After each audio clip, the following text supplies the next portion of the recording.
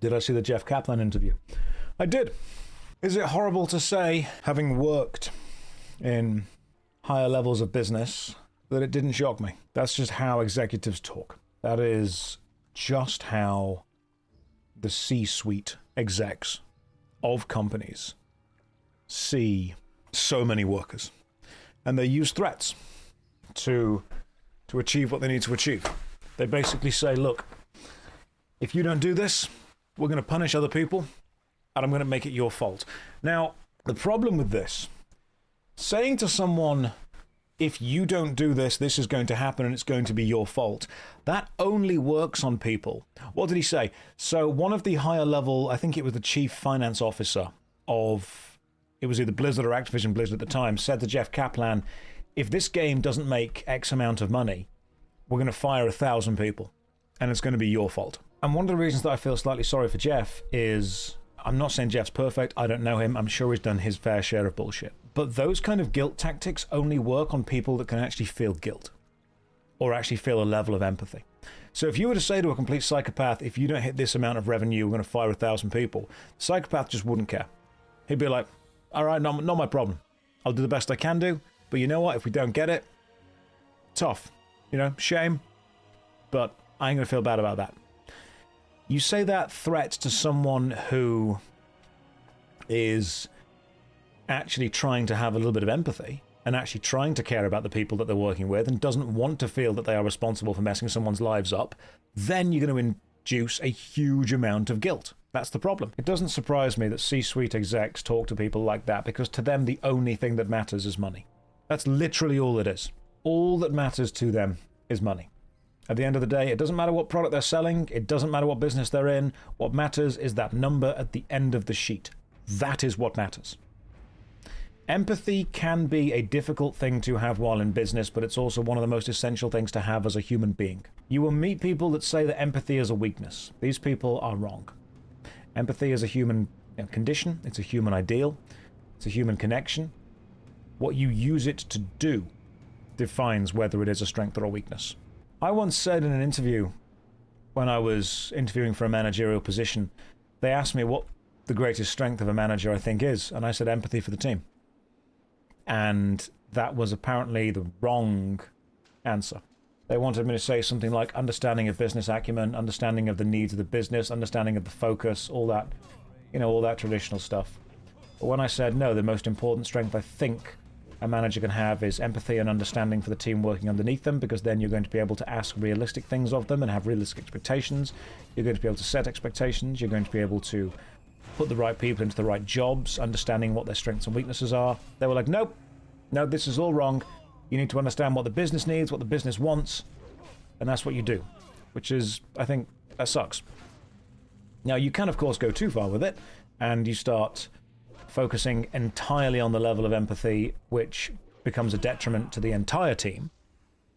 But ultimately, the idea of connecting together is a level of human connection, human civilization. How does the business get what it wants if the team isn't working together? Sleepy and full of chocolate. Great question. What I think a lot of people don't understand is just how willing managers are to treat people like numbers on a spreadsheet or cogs in a machine, knowing that there are hundreds of other cogs to replace them. The acting world and the theatre world works like this all the time.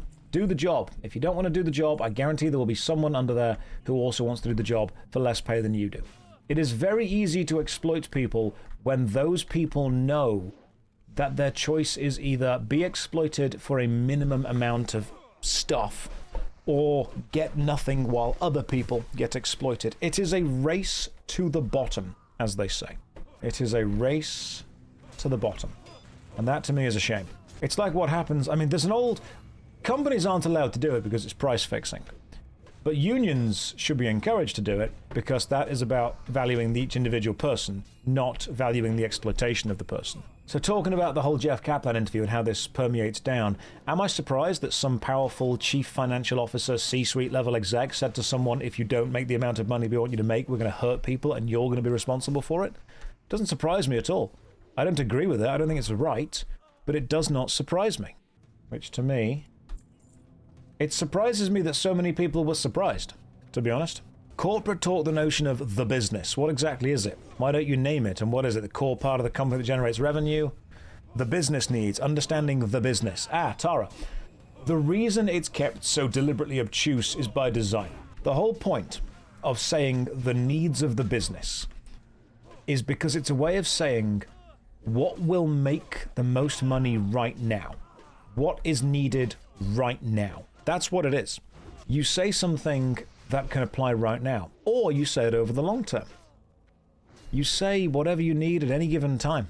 That's the great thing about the phrase needs of the business. Whenever I signed a contract, I would always read it.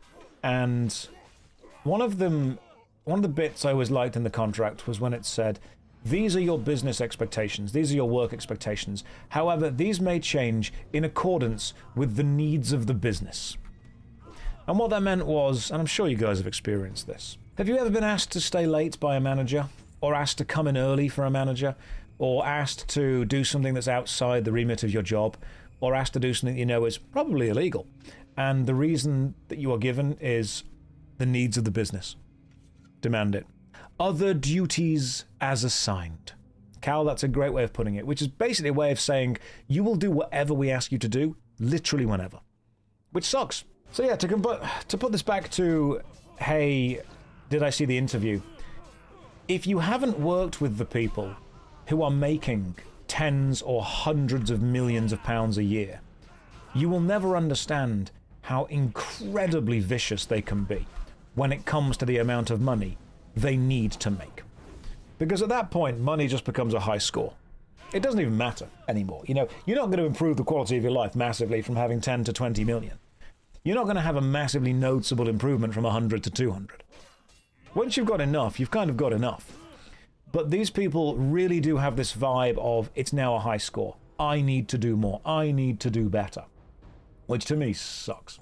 So when people are like, oh, this guy he was really cruel, he was really mean, he was totally normal for what these kind of execs are. It's not right. I don't agree with it. You're in the lowest level of management, so your whole opinion is somewhere in the middle. Yeah. But as soon as you get put into the level of management and you are told, okay, it is now your responsibility to make sure this number ends up looking like this at the end of the year, suddenly you do start to look at people and say, right, what do I need to do to make this happen? And most managers, what they use is a level of guilt tripping and support. Management tactics. Management tactics are often, we will give you what you need to succeed, but we will also tell you that if you don't, we will take something away from you. It's about balancing. Why aren't you playing retail right at this very moment? Broken Arrow, good question. The Oracle told me that something terrible would happen to me if I played retail. She said, Joshathy, if you play retail, you will be trapped in a small room with lights shining on you for 8 hours a day, forced to talk to silence and imagine people can hear you. And I said, Oracle, that sounds like a horrible fate. What must I do to avoid it? And she said, my child, 'tis very simple. All you must do is not play retail. And thank God that didn't happen. Can you imagine? The prophecy will come true. The moment I launch retail, I'll be sat in a room by myself talking out to silence.